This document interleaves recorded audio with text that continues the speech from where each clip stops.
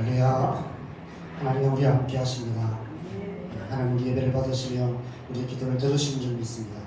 오늘 함께 나눌 말씀의 제목은 영적 훈련이라는 제목입니다. 히브리서 12장 1절에서 13절 말씀입니다. 오늘 제가 본문을 좀 길게 잡았습니다. 우리 히브리서 12장 1절에서 13절 말씀까지를 우리가 천천히 좀 한 목소리로 같이 읽으면 좋겠습니다. 이 말씀의 뜻을 잘 생각하시면서 이 마음으로 이 말씀을 함께 읽겠습니다. 시작.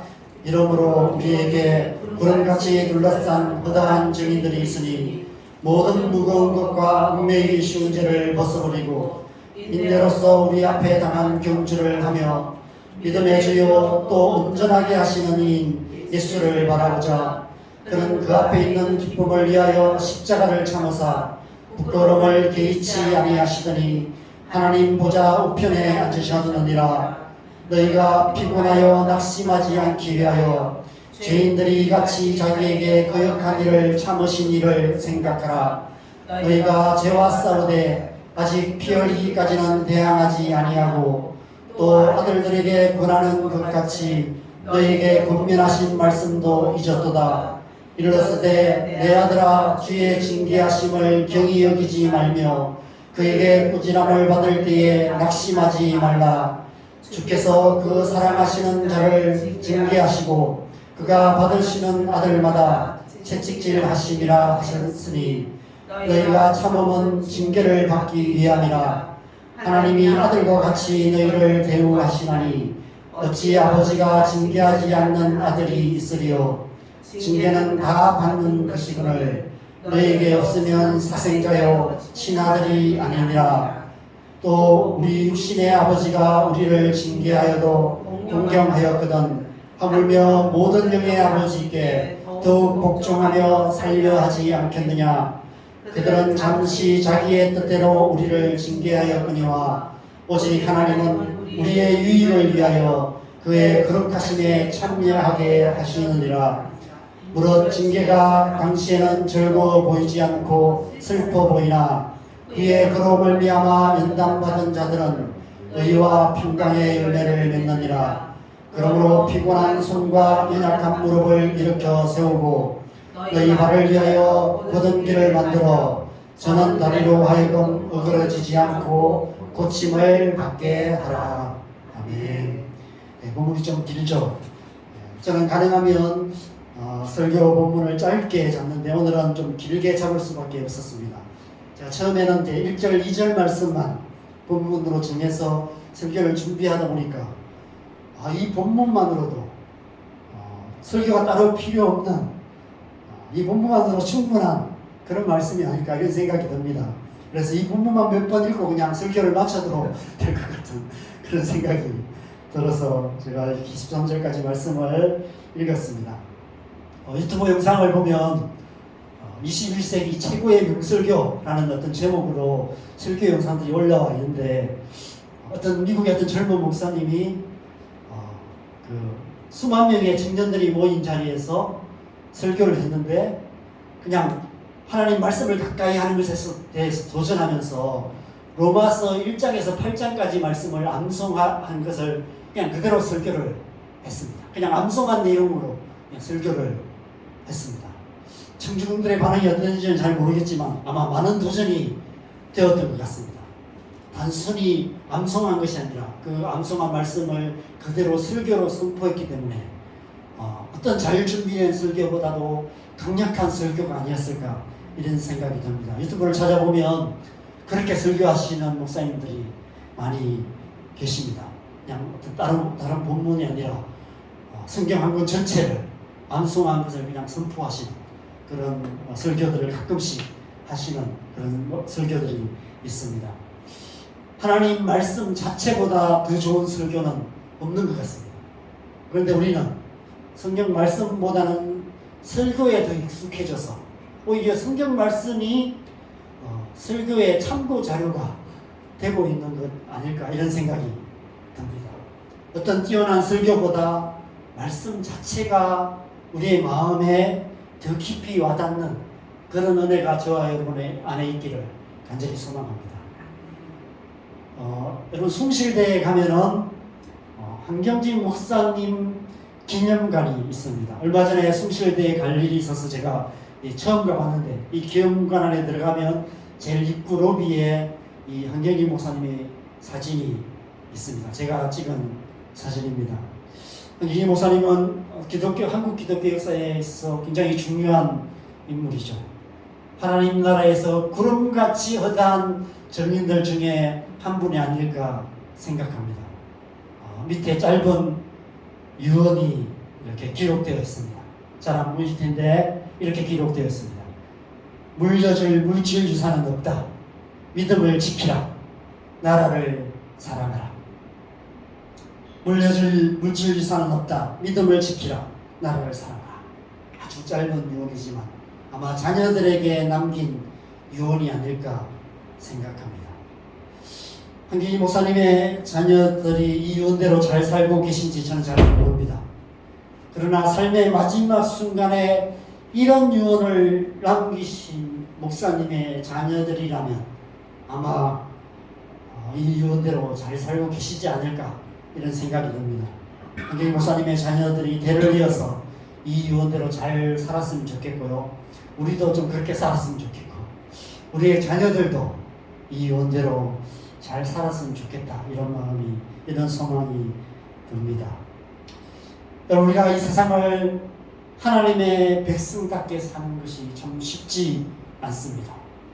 교회가 교회답지 못하고 그리스도인이 그리스도인답지 못한 모습들이 연일 뉴스에 계속해서 보도되고 있습니다. 우리 주변을 둘러봐도 그렇고요. 우리 자신만 봐도 그리스도인답지 못한 모습이 너무 많이 있습니다. 당신은 지금 그리스도인답게 살고 있습니까? 라는 질문에 목사인 저마저도 그렇다라고 쉽게 대답할 수 없습니다. 외적인 장애물들이 너무 많습니다. 우리 안에 이 세상에 대한 미련을 버리지 못하는 일어난 마음이 있습니다. 우리는 압니다. 이 세상에 있는 것들이 영원하지 않다는 것을 우리는 압니다. 이 모든 것들이 단지 우리가 육신에 속하여 이 세상을 살아가는 동안만 필요한 것일 뿐이라는 사실을 우리는 너무 잘 알고 있습니다. 그럼에도 불구하고 우리는 마치 그것이 영원한 것인 것처럼 거기에 집착하며 살아가게 됩니다. 마치 이 세상에서 영원히 살 것처럼 이 세상의 것들에 집착하며 끝까지 미련을 버리지 못하며 이 세상 사람들과 똑같은 모습으로 살아가고 있는 우리의 모습을 보게 됩니다. 그것들이 우리의 인생에 중요하지 않은 것은 아닙니다. 그러나 문제는 그것 때문에 더 중요한 것들을 놓치는 것이 문제입니다. 이 세상에 있는 것들의 마음을 다 빼앗겨서 하나님을 향한 마음을 잃어버리고 껍데기뿐인 신앙생활, 껍데기뿐인 교회생활, 종교생활을 하는 것이 문제라는 것입니다. 디모데후서 3장 말씀에 보면 1절에서 5절 말씀에 보면 말세에 고통하는 때가 이르게 될 거다 이렇게 말씀하십니다. 사람들이 자기를 사랑하며 돈을 사랑하며 쾌락 사랑하기를 하나님 사랑하는 것보다 더하며 경건의 모양은 있으나 경건의 능력이 없는 그런 시대가 될 거라고 말합니다. 이 같은 자들에게서 내가 돌아서라 라고 말씀하십니다.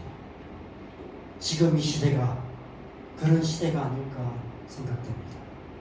여러분 지금 우리는 그 어느 때보다도 말세에 고통하는 때가 가까운 그런 시대를 살아가고 있습니다.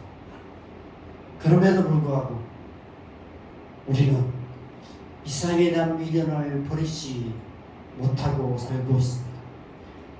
쉽게 돌아서지 못하고 소금 기둥으로 변했던 롯의 아내처럼 자꾸 뒤를 돌아보고 미련을 갖고 미련한 삶을 살아가고 있는 것 같습니다. 모든 무거운 것과 얽매이기 쉬운 죄를 벗어버리라 라고 말씀하시는데 자기를 사랑하는 마음, 돈을 사랑하는 마음, 쾌락을 사랑하는 마음을 쉽게 벗어버리지 못하고 있습니다. 오랫동안 그렇게 살아왔던 중독적인 삶의 습관들에서 자유케 되지 못하고 있는 것 같습니다. 나름 치열하게 싸워보지만 결국은 우리의 연약함만 드러날 뿐입니다. 외적인 유혹들이 없다면 그래도 해볼 만한 싸움인 것 같습니다. 그냥 별로 이제 유혹이 없는 세상을 우리가 산다면 그렇게 살 수도 있겠죠. 그런데 우리가 그렇게 살지 못하는 것 같습니다. 혹시 너무 더우신가요? 에어컨을 너무 온도를 너무 낮춰놓은 것 같아요. 조금 더 너무 높여놓은 것 같습니다. 조금 온도를 조절해 보시면 에어컨 들어가는데 별로 안 시원한 것 같아서 온도 조절을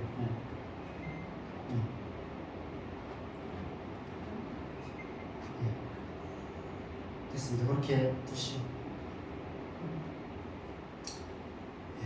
어디까지지? 우리가 나름대로 치열하게 싸우지만 마치 에어컨이 열심히 돌아가는데 이 더위가 너무 더워서 이렇게 더위가 해결되지 않는 것처럼 우리의 삶이 그런 것 같습니다.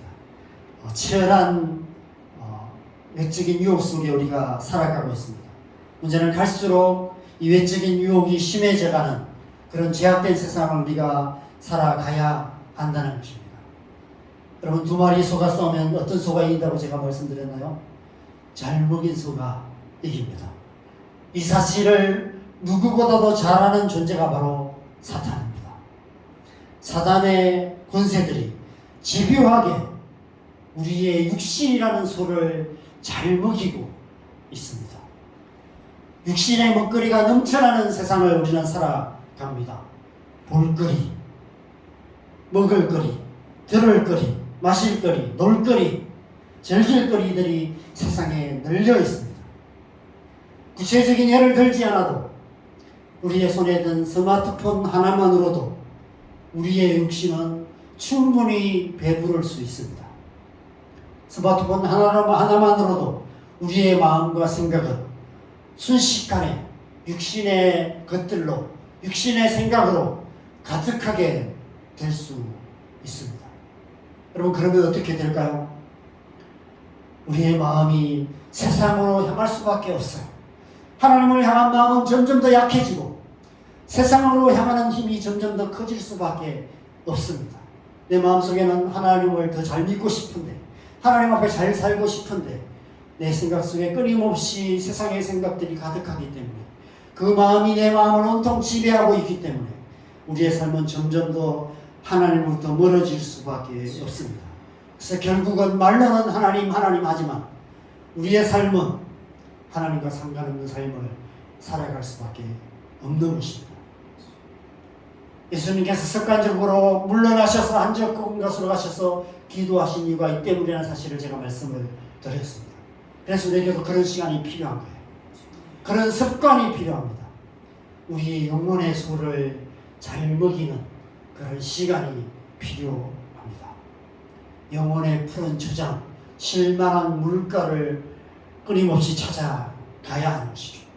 거기에서 우리의 마음과 생각을 자기 사랑, 돈 사랑, 쾌락 사랑이 아니라 하나님을 사랑하는 마음, 하나님 말씀을 사랑하는 마음, 삼위일체 하나님을 사랑하는 마음으로 가득 채우는 침묵의 시간, 기도의 시간, 영적인 재충전의 시간을 가져야 하는 것입니다.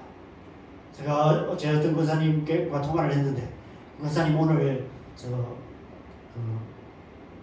어디죠? 오산리 기도원을 가신대요. 오산리 기도원 가서 좀 재충전을 받아야 되겠다고. 오산리 기도원 가셔서 오늘 교회 못 오시겠다고 그렇게 연락을 하셨습니다. 그날에 많은 분들이 여름만 되면 기도원을 갔습니다. 기도원에 가서 일주일씩, 3일씩 기도하고 왔죠. 재충전하고 영적으로 충만함을 받고 그렇게 오는 시간들을 늘 가졌던 것 같습니다. 우리도 그런 시간이 필요합니다. 우리 로마서 8장 12절 말씀 우리 함께 읽어보겠습니다. 같이 읽겠습니다. 시작. 그러므로 형제들아, 우리가 빚진 자로 돼 육신에게 해줘서 육신대로 살 것이 아니라.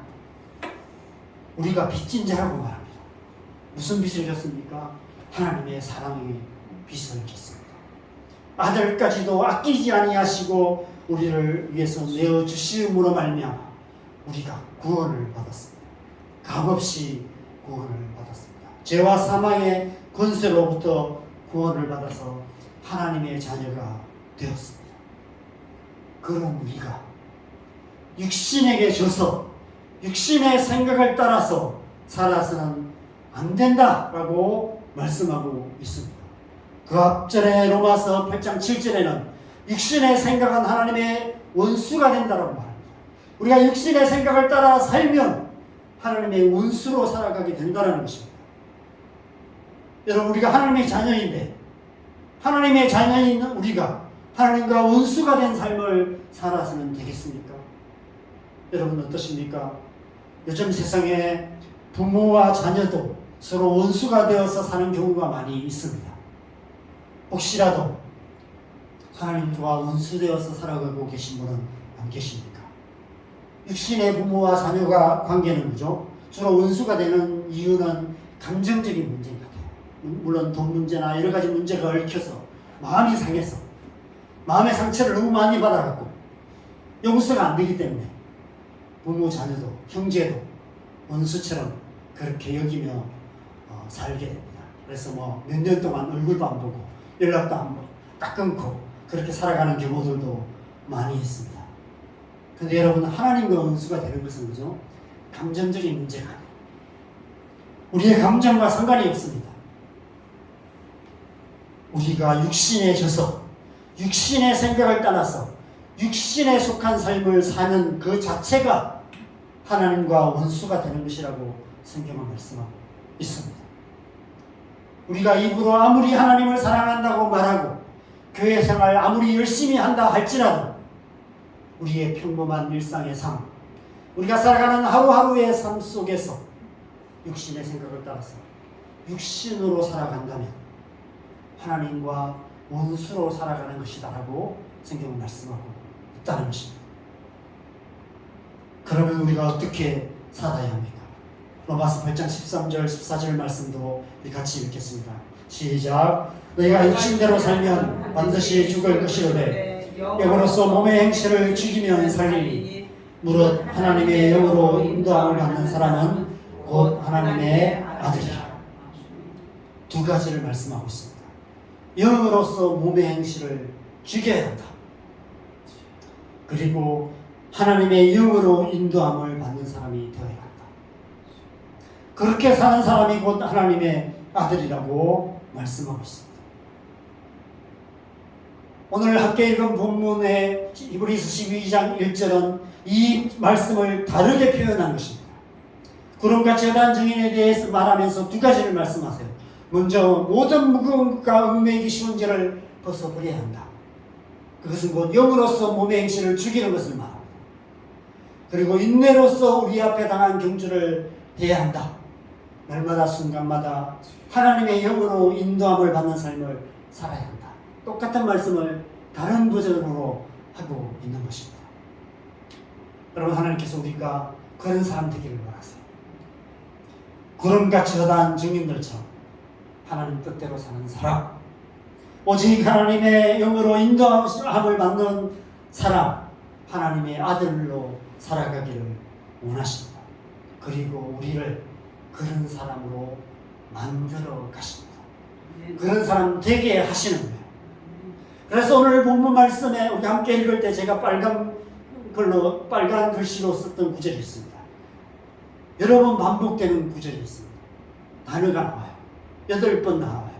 물론 동사로도 나오고 명사로도 나옵니다. 징계라는 단어입니다. 파이데이아라는 헬라어가 나옵니다.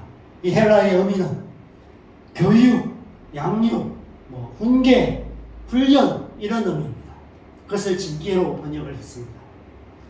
아버지가 아들을 양육하고 훈련하고 훈계하여서 사람 되게 만드는 것, 그것을 의미하는 단어입니다.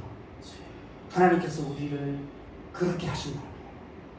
하나님께서 우리를 아들로 삼아서 하나님 아들답게 만들어 가시기 위해서 우리를 훈련시키신다는 것입니다. 영으로서 몸의 행실을 죽이고 하나님의 영으로 인도함을 받는 하나님의 아들 되게 만드신다는 것입니다. 모든 무거움과 은매이기 쉬운 죄를 벗어버리고 우리 앞에 당한 경주를 경주할 수 있는 사람, 달려갈 수 있는 사람, 어떤 장애물도 뛰어넘어서 하나님 백성답게 살아갈 수 있는 사람 되게 만들어 가신다는 것입니다. 그래서 제가 오늘 말씀의 제목을 영적 훈련이라는 제목으로 정했습니다. 우리가 지금 새벽마다 매일 성경에 예레미야서를 묵상하고 있습니다. 계속해서 하나님의 심판의 말씀이 선포되고 있습니다. 하나님을 배신한 예루살렘과 유다 백성들을 향해서 하나님께서 진노하시고 징계하시고 심판하시겠다고 말씀하고 계세요. 여러분, 부모가 자녀가 잘못을 했을 때 혼을 냅니다. 징계를 합니다. 잘못에 대해서 벌을 줍니다. 벌을 주는 것이 목적이 아닙니다. 사람되게 만들려고 하는 것이죠. 그렇죠? 잘못을 고치게 만들려고 벌을 주는 것입니다. 하나님께서 이스라엘 백성들을 징계하시는 목적도 마찬가지입니다. 하나님을 배신하고 우상을 섬기는 하나님의 백성들을 심판하시고 징계하시며 그들이 중심으로 돌이켜서 온전히 하나님께로 향하여 나아가서 하나님의 백성답게 살아갈 수 있도록 하나님 백성 되도록 만들어 가시는 것입니다. 하나님께서 우리의 삶 속에 고난을 허락하시는 이유가 이 때문입니다. 육신에 맺혀서 육신대로 살면서 날마다 하나님과 원수로 살아가는 연약한 우리를 훈련시키셔서 우리가 그 연약함을 이기고 돌이켜서 중심으로 하나님을 향하여 살아갈 수 있도록 만드시기 위해서 우리의 삶 속에 고난을 통해 우리를 연단하시는 것입니다. 그 연단을 통해서 우리의 영을 강건하게 하시는 것이죠. 우리의 속사람을 강건하게 하시는 것입니다. 그래서 그 어떤 세상의 유혹에 굴복하지 않고 육신의 욕망을 따라 살아가지 않고 모든 장애물을 뛰어넘어서 오직 하나님의 영의 인도하심을 따라 사는 하나님의 아들, 딸들이 되게 만드시는 것입니다. 구름같이 허다한 증인들이 어떻게 그런 증인이 될 수 있었습니까? 태어날 때부터 그렇게 태어났을까요? 우리와 똑같은 사람들이었습니다. 우리와 똑같이 연약한 자들이었습니다.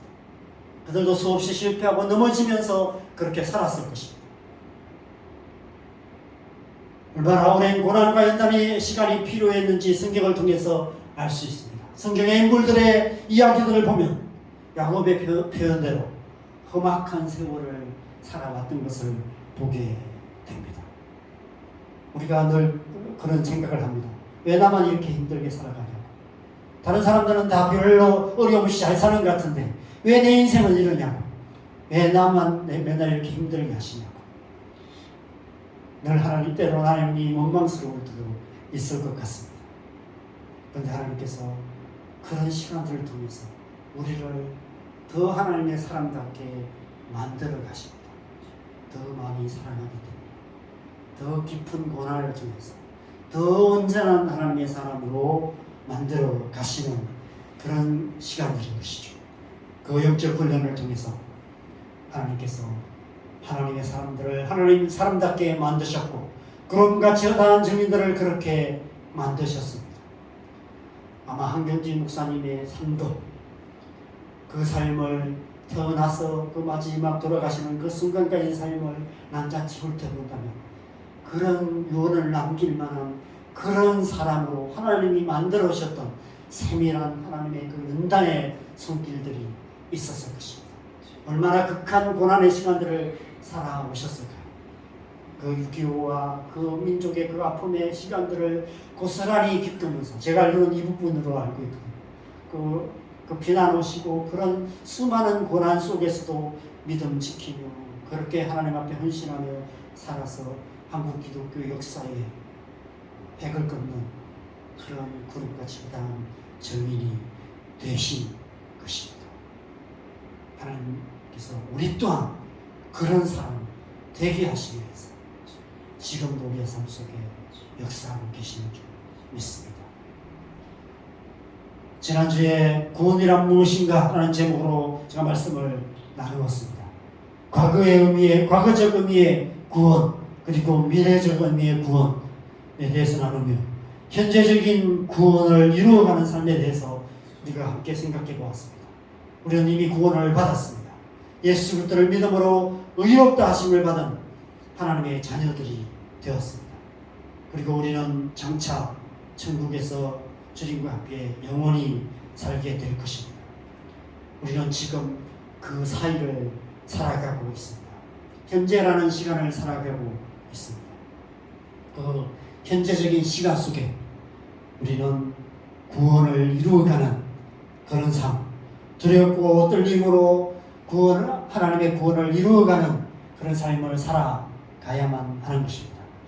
그래서 저는 이 구원을 다른 말로 영적인 자유라고 표현하고 싶습니다. 우리는 예수님을 믿음으로 죄와 사망의 권세로부터 영적인 자유를 얻었습니다. 그리스도 예수 안에 있는 생명의 성령의 법이 죄와 사망의 법으로부터 우리를 해방시키셔서 우리의 영은 이미 자유를 얻게 되었습니다. 우리의 영은 이미 자유합니다. 그리고 마지막 날에 우리 모두는 부활을 하게 될 것입니다. 그래서 예수님처럼 변화될 것입니다. 그래서 고린도전서 15장 부활장이라고 말하는 고린도전서 15장에 보면 부활한 이후에 우리가 어떻게 변화될 것인가에 대해서 말씀하고 있습니다. 우리 51절에서 53절 말씀을 우리 함께 읽어보겠습니다. 같이 읽겠습니다. 시작. 보라 내가 너희에게 비밀을 말하노니 우리가 다 잠잘 것이 아니요 마지막 나팔 순간에 순식간에 호련히 다 변화되리니 나팔 소리가 나매 죽은 자들이 썩지 아니할 것으로 다시 살아나고 우리도 변화되리라. 이 썩을 것이 반드시 썩지 아니할 것을 믿겠고 이 죽을 것이 죽지 아니함을 이루리로다. 내가 너희에게 비밀을 말한다.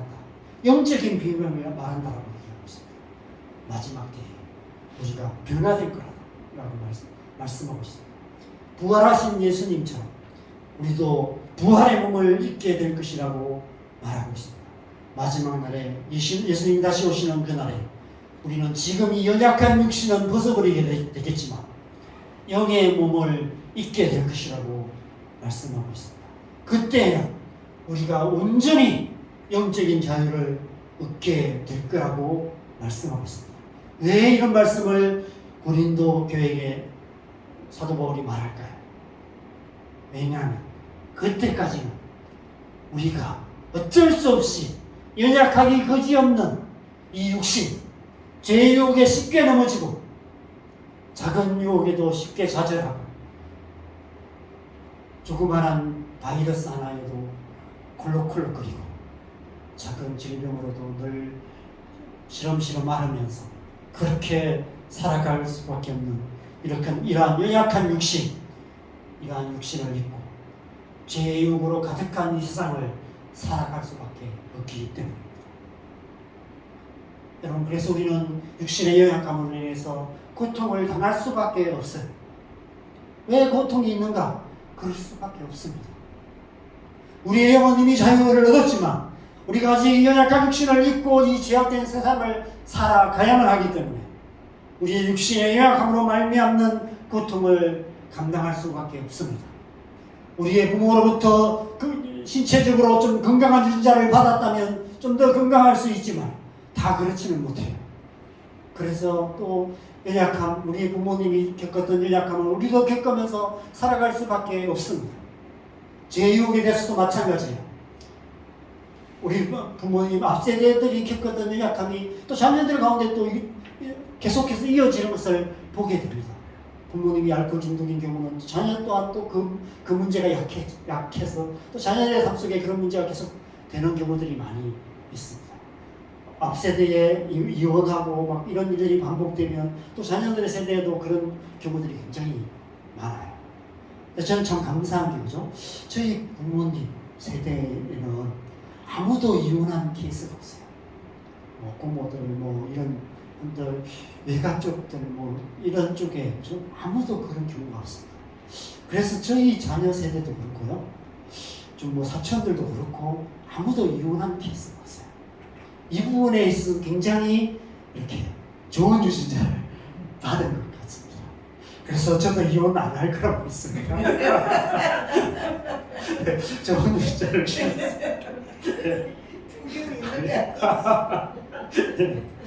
어쨌든 여러분 우리가 그런 연약함을 갖고 삽니다. 그래서 때로는 그죠? 우리의 잘못만 아니에요. 우리가 겪고 있는 어려움이 꼭 우리의 잘못만 아니에요. 우리의 앞세대들 속에 또 그런 연약함을 우리가 갖고 있기 때문에 우리 또한 연약함이 있을 수밖에 없습니다. 그 속에 우리가 살고 있어요. 이미와 아직 사이를 살아가고 있습니다. 이미 우리에게 영적 자유가 있지만 그러나 우리는 아직 영적으로 온전히 자유하지는 못해요. 이미 하나님 나라가 우리 안에 있지만 우리는 아직 하나님 나라에 살고 있지 않습니다. 그래서 우리가 그런 연약감을 겪고 있습니다. 그래서 그런 연약감을 겪는 사람들 우리가 정죄해서는 안 되는 거예요. 동성애 문제도 마찬가지고요. 여러 가지 수많은 죄의 문제 속에 있는 사람들 우리가 긍휼히 여겨야 마땅합니다. 정죄하기보다 긍휼히 여겨야 되죠. 우리 또한 그런 연약함이 있기 때문에 그렇습니다. 그래서 우리의 삶에 치열한 싸움이 있습니다.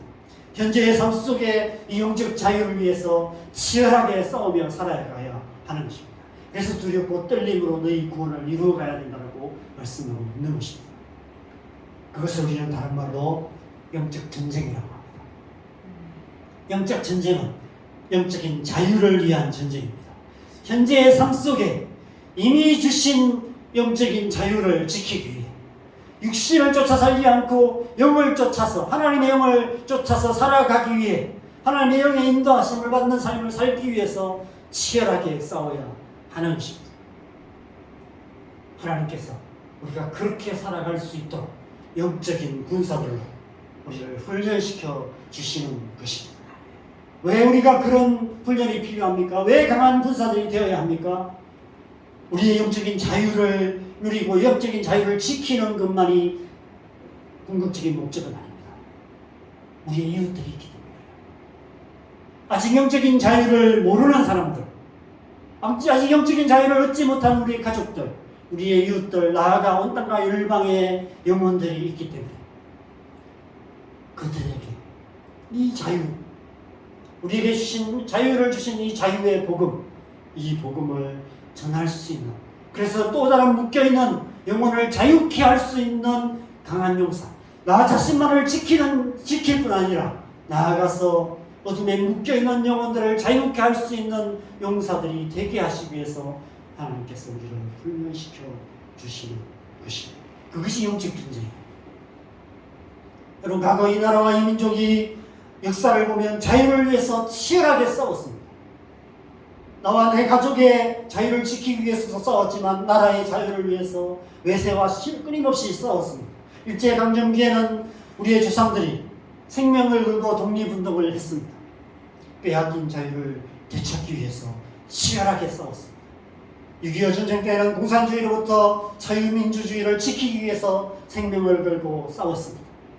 민주화 운동 때에는 이 자유가 이 사회 구석구석에 미치도록, 그래서 온전한 자유민주주의 국가가 이루어지기 위해서 체류 땅가스를 마시며 눈물 콧물 쏟으며 자유를 외쳤습니다. 이렇게 싸워야 합니다. 영적인 자유를 위해서도 우리가 이렇게 싸워야 하는 것이죠. 이 세상에 속한 정치적인 사회적 자유가 아니라 우리의 영혼의 자유를 위해서 우리 또한 싸워야 하는 것입니다. 그래서 죄와 싸우되 피 흘리기까지 싸워야 한다고 말씀하고 있습니다. 모든 무거움과 은매이기 쉬운 죄를 벗어버려야 된다고 말씀합니다. 우리 앞에 당한 경주를 해야 된다고 말씀합니다. 저는 이 말씀을 묵상할 때마다 열기구가 생각이 납니다. 뉴질랜드나 유럽에 가면, 특히나 이런 데를 가면 열기구 여행이 있대요. 여행 패키지 안에 열기구를 타고 하늘에 가서 그 도시를 이렇게 관람하는 관광 코스가 있다고 합니다. 이 열기구 안에 뜨거운 공기를 불어넣어서 하늘 높이 오르게 됩니다. 그런데 너무 많은 짐을 싣거나 너무 많은 사람이 타면 안 되죠. 그죠? 그러면 너무 무거워서 높이 날아올 수 없습니다. 우리 영혼도 마찬가지입니다. 우리 안에 성령의 뜨거운 은혜가 충만해야 되겠죠. 그죠? 우리 안에 하나님의 영이 있습니다. 성령이 우리 안에 충만하게 역사하실 때 우리는 열기구처럼 하늘 높이 날아오를 수 있습니다. 영적인 자유한 삶을 살 수 있습니다. 그런데 너무 무거우면, 육신의 생각들로 우리의 영이 너무 무거워지면 하나님의 영의 인도하심을 따라 살아갈 수가 없어요. 세상의 걱정, 근심, 미래에 대한 근심, 염려들, 자기 사랑, 돈 사랑, 쾌락 사랑, 이런 것들로 우리의 마음이 가득하게 되면 우리의 영혼이 무거워지게 돼요. 그러면 하나님의 영의 인도하심을 따라 살아갈 수 없게 되는 것입니다. 그래서 그 무거운 것들을 벗어버려야 된다고 얘기해요. 내려놓아야 됩니다. 여러분, 이 열기구 안에 금은보화를 가득 싣고 우리 집에 가진 전 재산을 가득 싣고 날아오를 수는 없어요. 그죠? 그냥 몇 사람이 타고 타야만이 높이 날아오를 수 있습니다. 우리의 영혼도 마찬가지입니다. 여러분, 여러분의 영혼을 무겁게 하는 것이 무엇입니까? 그것이 무엇이든 우리의 영을 무겁게 만드는 것이 있다면 내려놓아야 합니다. 내려놓아야 합니다. 그래야만 영적 자유를 누릴 수 있습니다. 우리의 영혼이 더 가볍게 되어서 성령의 인도하심을 따라 살아갈 수 있게 되는 것입니다. 또 한 가지가 더 있습니다. 모든 무거운 것을 내려놓아도 열기구가 그 성령으로 충만해도 하늘로 날아오를 수 없는 경우가 있는데, 열기구가 밧줄로 땅에 묶여있다, 열기구가 줄로 나무에 걸려있다면, 아무리 뜨거운 공기를 팽팽하게 불어넣고 모든 무거운 것을 다 내려놓아도 자유할 수 없습니다. 죄입니다. 죄 때문에. 죄가 우리의 발목을 잡고 있으면 우리는 하나님의 백성답게 살 수 없습니다. 우리의 영은 육신의 욕망의 발목이 잡혀서 땅에 질질 끌리는 무거운 영혼으로 살아갈 수밖에 없습니다. 죄악의 포로가 되어서 무기력한 삶을 살 수밖에 없는 것입니다. 여러분, 아무리 용맹한 장수들이죠, 포로가 되면 아무 힘이 없어요. 포로가 되어서 묶여있고 포로가 되어서 갇혀있으면 아무런 영향력을 발휘할 수 없습니다. 우리가 아무리 오랫동안 훈련된 하나님의 백성이라 할지라도 죄의 포로가 되면 아무런 능력이 나타낼 수 없습니다.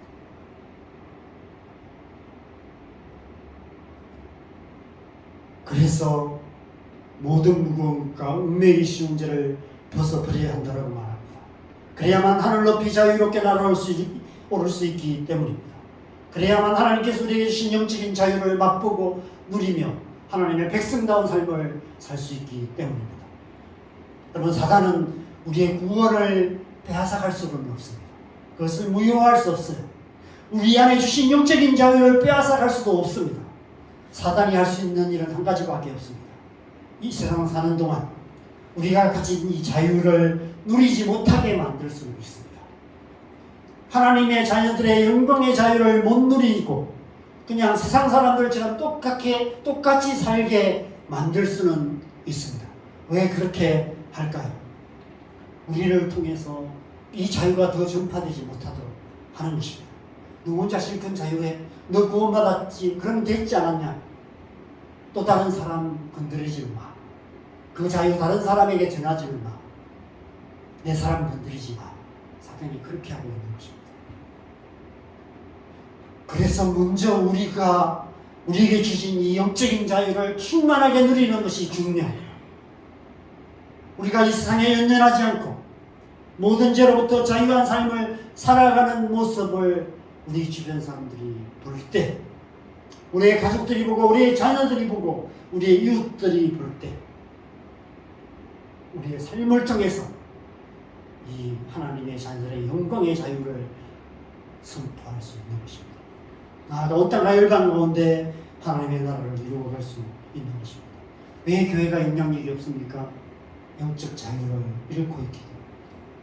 왜 복음이 장벽에 가로막혀 있습니까? 우리가 삶으로 그 자유를 살아내지 못하고 있기 때문입니다. 그래서 먼저 우리는 우리에게 주신 이 영적인 자유를 위해 싸워야 합니다. 그것을 지키기 위해 죄와 싸우되 피 흘리기까지 싸워야 합니다. 모든 누구가 얽매기 쉬운 죄를 벗어 버려야 합니다. 하나님의 이 영적인 훈련을 통해서 영적 자유를 누리는 하나님의 사람이 되어야 하는 것입니다. 그리고 나아가 그 자유를 통해 온 땅의 열방을 자유케 하는 삶을 살아가야 하는 것이죠. 구름같이 허다한 자유의 증인들처럼 우리 또한 그렇게 살아갔으면 좋겠습니다. 우리의 육신을 만족케 하는 얕은 차원의 삶이 아니라 영적인 자유를 충만하게 누리는 깊은 차원의 삶을 살아갔으면 좋겠습니다. 그래서 우리도 우리의 자녀들에게, 우리의 다음 세대들에게 한경직 목사님 같은 이런 유언을 삶으로 남기는 저와 여러분 되었으면 좋겠습니다. 하나님께서 지금 저와 여러분을 그런 사람들로 만들어가고 계시는 줄 믿습니다. 이 한 주간도 그 하나님의 사랑의 손길에 의해서 하나님 사람답게 되어져가는 복된 한 주간 되시기를 주님의 이름으로 간절히 축원합니다. 네. 우리 함께 찬양하겠습니다. 우리 지난주에 찬양했던 찬양인데 436장 나 이제 주님의 새 생명을 얻고 함께 찬양하겠습니다. 오늘 말씀을 기억하면서 이 찬양 우리 함께 하겠습니다.